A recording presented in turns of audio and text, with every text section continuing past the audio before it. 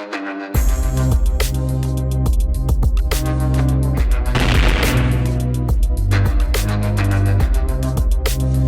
back, and it's good that you're back as well. It's good to see you. Thank you for watching. And also Mark Williams Thomas, you're back. I don't want to slag you off.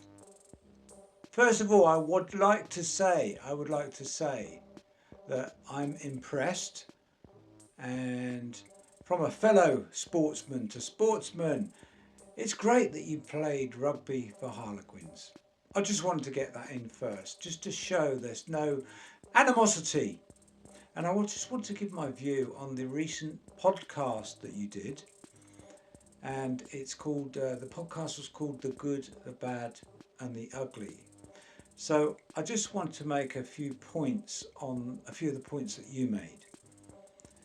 So if viewers, I don't know how many there are, but if there are a few viewers, that's great by me. Just step on in. And welcome to Al Don's Reviews and True Crime.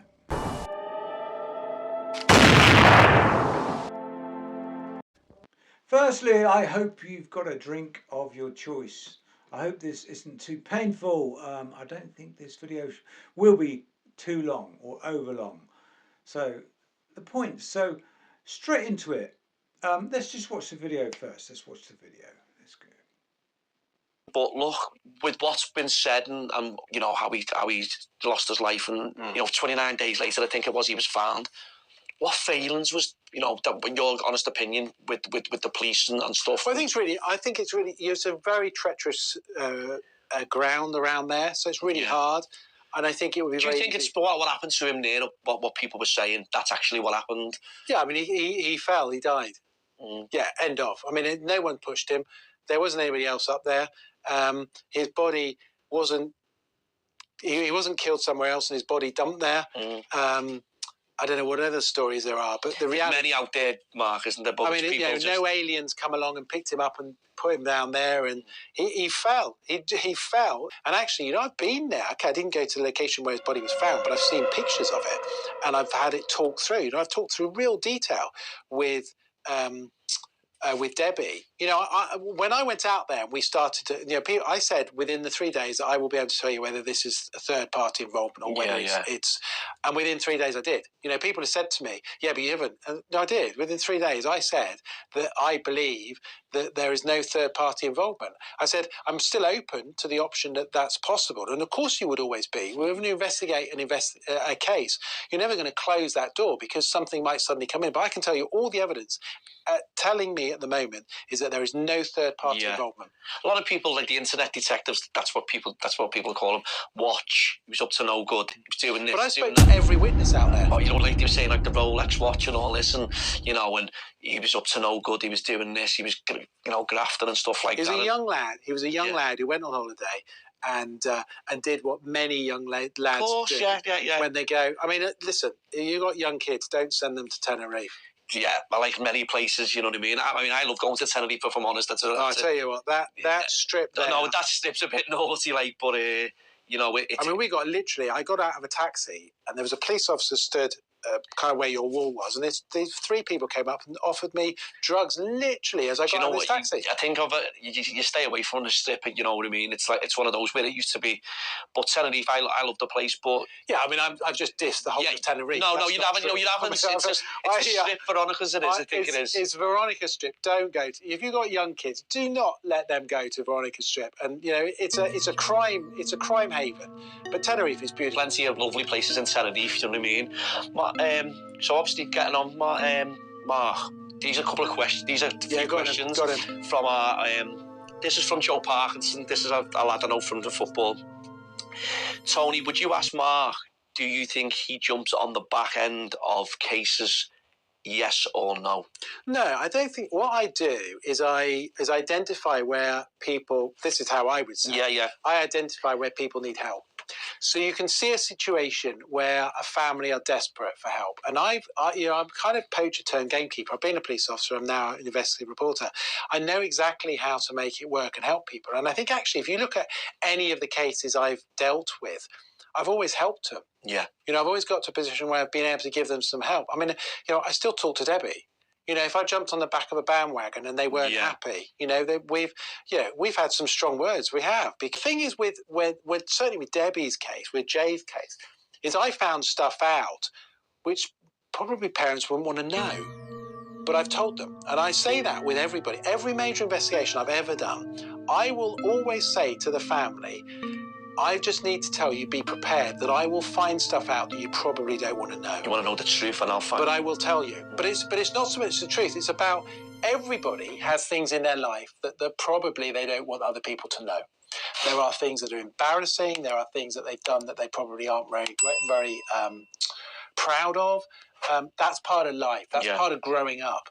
But you probably wouldn't want your parents to know that. And so when you find stuff out and you're then in a position to say, well, actually, do you know what? They did this or they did that.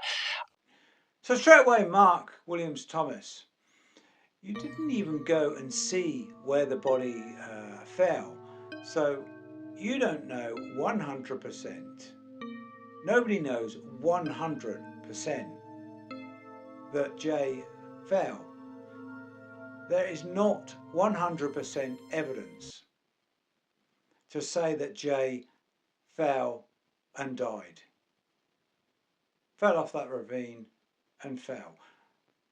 We don't really see where he fell. You haven't seen it. The family didn't go and identify the body. Now, there are lots and lots of other suspicions, shall we say, and these suspicions were coming from the witnesses as well themselves. They were kind of dropping themselves in it. One or two of them were dropping themselves in it when they spoke. They contradicted themselves. There were so many inconsistencies. You said you interviewed all the witnesses, but you think that you did. Now, there are witnesses that you didn't know about, so you didn't interview all the witnesses, and indeed you admitted that you didn't interview one of the men that Jay supposedly went up to the Airbnb with. That was Rocky, real name Stephen, I believe. You didn't interview him, so you didn't interview all the witnesses. So it's not telling the truth. You're thinking, you don't know that you're not telling the truth, but this is coming across. You didn't interview Brandon. He was a key witness, Brandon Hodgkinson, and he was a friend of Jay's. He's kept silent to this day and probably beyond. So you didn't interview him. You didn't interview some of Rocky and Ahab's friends. They were ex-criminals. I say that without any animosity towards them, because some crimes, in my opinion, are forgivable. Indeed, Ahab and Rocky were ex-criminals, but I haven't got an issue with that. I don't point the finger at them and say that they must have had anything to do with it, but you didn't interview all their friends that were there. LK, he was known as Stabber, he was there, the youngest lad. He was with the group. What were the group doing? You said yourself that Jay and the group were up to things that the family wouldn't like to know about. You said that. So you withheld information, but you said you told the family. So that information, surely, when you were making videos, etc., and talking to the press and talking to everybody through the press, surely people should know what that was, if it has a bearing on the case or what was happening. You did mention the knives that Jay supposedly had when he was scared. You said he was scared when he walked away from the Airbnb. And then you disregarded that or something. You did a 180 flip. You haven't indicated why he walked away upwards from the Airbnb rather than down to where he wanted to go. You haven't found out why he was scared. Was he on the run from certain people that were coming up the mountain? Is that why he went upwards on that road? So there are many suspicions that you haven't solved. You also, in my opinion, it was a bit arrogant of you to say you You wanted to go and solve the case in 3 days, and you did solve the case as such. You found out all you needed to know in 3 days. There isn't all the information gathered. It would take a lot longer than 3 days. There is reference to internet detectives or whatever. People that are just mulling over what information is out there and what they have. Whether they're detectives or not, I don't know, but they're people just mulling over the information. So I'm sitting on the fence as such. I'm not saying that he was murdered or whether there was foul play, but we can't say 100% whether he did fall off that ravine. It's an unsolved case, isn't it? It's unsolved because we don't know. Nobody knows 100%. So there's certain indications that you say lead to evidence that he fell off the ravine.